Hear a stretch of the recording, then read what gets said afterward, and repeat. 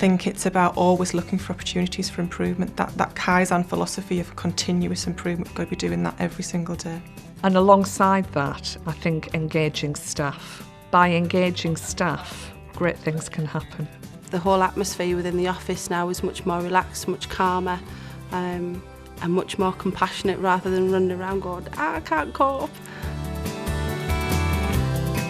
Well, my first experience of the quality improvement system was a meeting at the Strategic Health Authority. They were trying to establish some kind of process right across the northeast of England that would drive up quality. I found the training to be quite inspiring. What felt different about this was that it encapsulated it in a northeast vision. To actually really start to address some of the fundamental quality aspects of the way that we deliver services.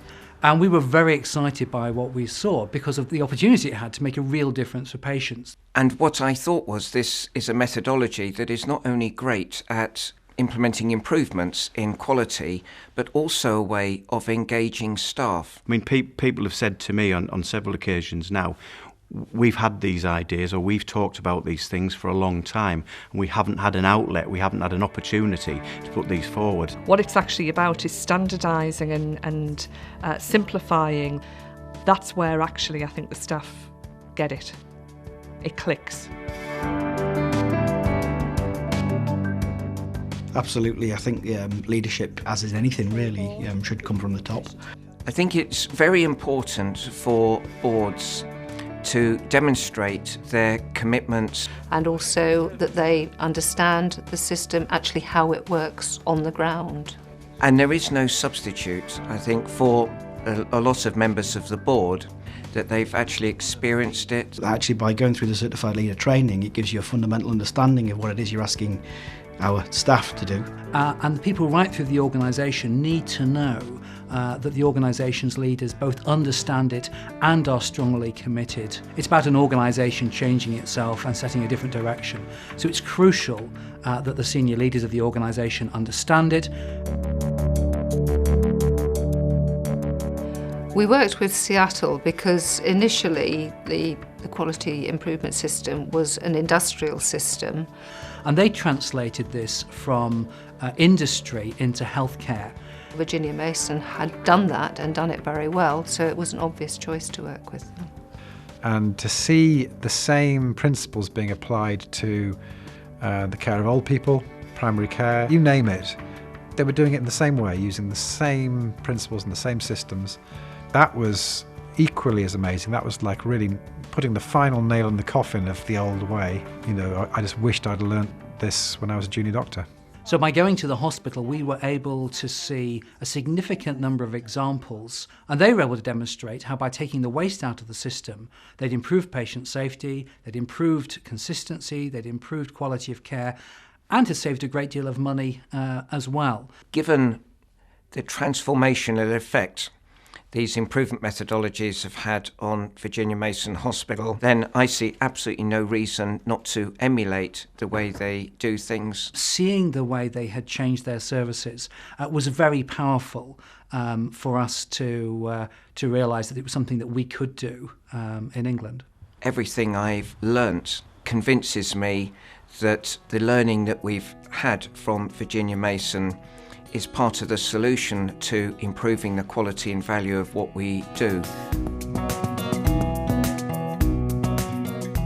Yeah, I mean, obviously the lean methodology's got its origins in the car industry and manufacturing, and I think when you're talking to clinicians, particularly in the early stages of when we started to do this work, there was a lot of pushback from them about the fact that we're dealing with human beings rather than pieces of machinery. Like many of the other participants, I wasn't clear how a methodology we believed it was embedded in manufacturing could be applied to healthcare. But I would say probably half an hour in, a light bulb went off and I thought, this actually is revolutionary, this way of thinking. When we were presented with examples of how lean methodology had been used in healthcare, I think that reassured me that it wasn't just an industry tool, that it was applicable to the settings we work in.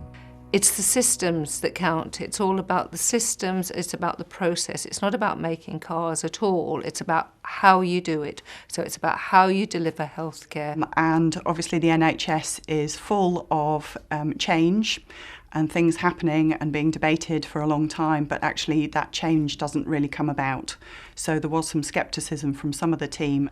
But we have to have faith in the processes and the improvement methodologies that we've learnt. Because like all doctors, I would have signed up to the idea, if you want to improve healthcare, you have to increase resource. Essentially what I learnt in those 2 days was that is actually entirely wrong. If you just look at any process, you can improve its quality and save money. So you can do more for less. And I wouldn't have believed that before, and not as a healthcare professional. And once you get people understanding that this isn't about a production line, but it's about putting the patient at the centre of everything we do, then the vast majority of clinicians get really very excited about this approach. This is helping my patient, but it's also giving me control of the system. It's giving us as a staff team the opportunity to make those changes and have the full backing of the organisation. We developed a compact because our staff are our most important resource. A compact is another one of the important components of a comprehensive approach to quality improvement. And what we wanted to do was to re-establish a clear understanding, a two-way understanding between our members of staff and the organisation. We have developed a compact that was developed by 250 staff taking part in focus groups. So that we could really hear what staff had to say and what they wanted in that compact. We've tried to create the most safe and positive and constructive working environment that enables staff without fear to absolutely engage in improving quality. I think staff brought into it pretty quickly. That it really was about valuing people, valuing all of our staff, and valuing the work they did. On the whole, I think staff appreciated what we were trying to do. If you're going to do this seriously, you need the support of a Kaizen promotion office. We have about a dozen staff working there who do nothing else except support the improvement events that we hold in the Trust or lead the training for staff. I think you do need to have a group of people who have real expertise about the techniques that we're using and can also enthusiastically facilitate the workshops. And capturing the learning so that we can use that then to sell the case for QIS across the broader organisation, but also to make sure that we're capturing the benefits of what we're doing. The KPO team is centrally dedicated, and the principle of the RPIW is that dedicated time. I think having a dedicated resource in the organisation helps maintain that focus. That focus of expertise, that focus of knowledge, I think has been absolutely essential to have such an extensive quality improvement programme. So another benefit is that it ensures that we're not pulling clinicians out into doing lots and lots of the technical preparatory work. And it means that when we do pull clinicians out, every moment of clinical time is used to the best value. I think the light bulb moment for me in the QIS training was the clear rationale that patient safety and quality is the heart of this, not cost effectiveness. I don't know if it was one light bulb moment, but I think certainly actually participating in the event was at the point that I thought, I can see where this is going, I can see it in action, how it translates now and translates into healthcare.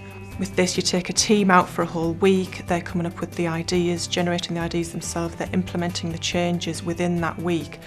And, you know, for an organisation like ours, that is very, very powerful. I think staff very much feel they have a voice now because it's their ideas that we're actually working on. So that in itself really fosters sort of the engagement. We use the methodology of rapid process improvement workshops across the organisation, and so there's a very high number of staff now that have been involved in these rapid events and have seen for themselves firsthand what the impact can have on their own work areas. The decision to abandon having the traditional weekly or bi-weekly ward rounds and instead revolutionise the approach by having a daily clinical report out, formulation meetings held within 72 hours of admission. My entire team were astonished that we hadn't done this before. It's actually just common sense. It's actually thinking, who's the most important person? Well, it is the patient. But the corollary is that then you've got to organise everything around that, and that's what people don't do. We always say the patient is the most important person, and then we organise it around our delivery of services. If you organise the delivery of services not around us, but around the patient, then things change dramatically. We've significantly reduced the length of time people spend in services, but also made staff's job roles clearer, more succinct and more satisfying. And I think there's different reasons why different events are successful. I can think of one particular event where we worked with a team looking at improving the monitoring of high-dose antipsychotic treatments. It worked extremely well. One of the challenges was to identify what we wanted in terms of being clear about the monitoring, and one of the key things was getting a cross-section of people involved, so medics, psychologists, nursing staff, admin staff were crucial to the event. They were really up for change, they came up with lots of ideas, and the outcomes of that event in terms of patient safety were phenomenal. We came up with something that was simple, cost neutral, didn't require any extra resources, and was very easy to implement within the team, but also easy to replicate across other teams. I believe that TEWV's culture has changed as a whole using the QIS methodology. As a leader, I always challenge my staff to make sure you design services around patient need and preferably involve patients and carers in that design.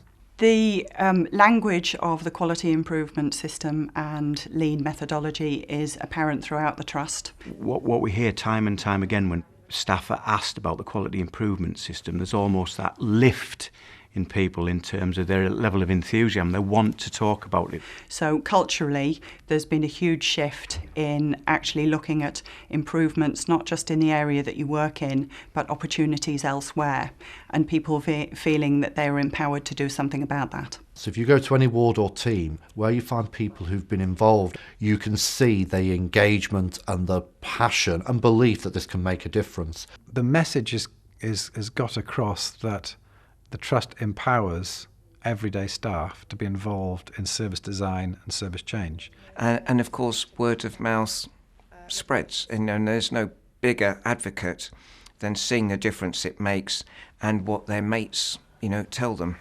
The QIS has been a transformational experience for this organisation. It's enabled us to thrive at a time when other trusts are struggling. We've got that kind of culture of continuous improvement, and the staff are coming forward and saying, what are we going to do next? The organisation as a whole feels a lot more cohesive. We pull together far better. We learn from each other. So we've got this real opportunity to improve care for patients, engage our workforce constructively, and reduce our costs. What's not to love? I've worked in the NHS for over 40 years now, and I am so glad that I've learnt about this and had the opportunity to put it into practice and support everyone's endeavours in this trust.